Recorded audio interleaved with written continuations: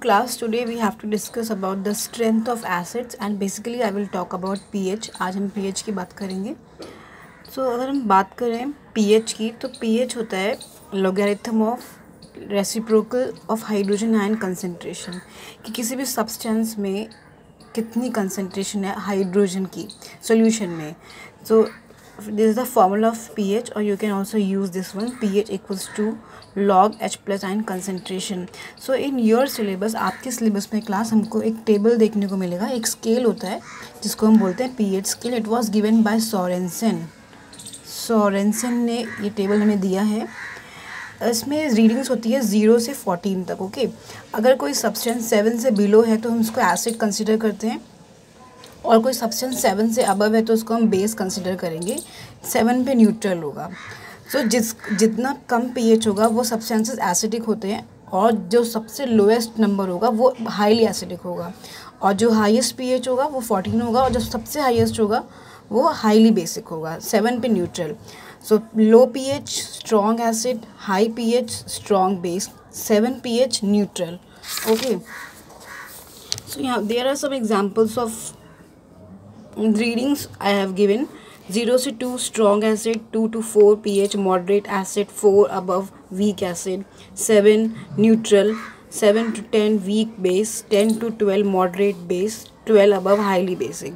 So what is the effect of dilution on pH? Okay class, अगर हम किसी भी एसिड में वाटर ऐड करेंगे, इट मीन्स अगर हम वाटर ऐड कर रहे हैं तो एसिडिक इफेक्ट कम हो रहा है. एसिडिक इफेक्ट अगर कम होता है तो उस सब्सटेंस का pH बढ़ जाता है. ओके, अगर हम यही प्रोसेस बेस के लिए करें, अगर हम बेस में वाटर ऐड करें तो बेस में क्या हो जाएगा, बेसिक इफेक्ट कम होगा बट इसका पीएच इंक्रीज हो जाएगा. तो ये आपको याद रखना है. Okay, and now this is the topic. Importance क्या है पीएच की हमारी लाइफ में. बायोलॉजिकल रोल होता है पीएच का.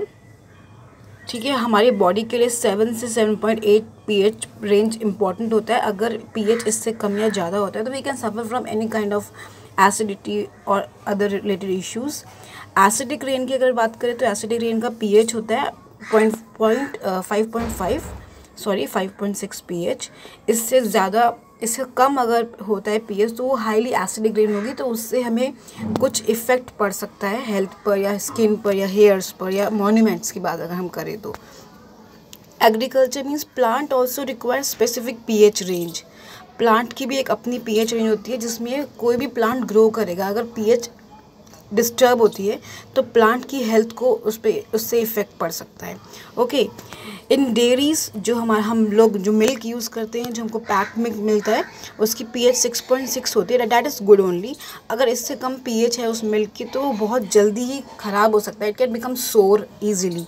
ओके, टूथ डीके, हमारे दांतों की सड़न के लिए. ओके, अगर हमारे दांतों का पीएच 5.5 से कम हो जाए तो एनिमल जो है हम जिससे हमारे टीथ बने होते हैं बेटा, वो करोड़ हो सकते हैं. It can become damage.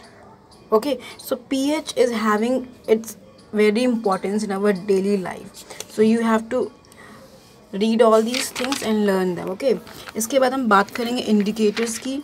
So class, indicators जो होते हैं वो सब्सटेंसेस होते हैं जिनमें अगर हम एसिड या बेस को ऐड करेंगे तो वो कलर इफेक्ट चेंज शो कर सकते हैं.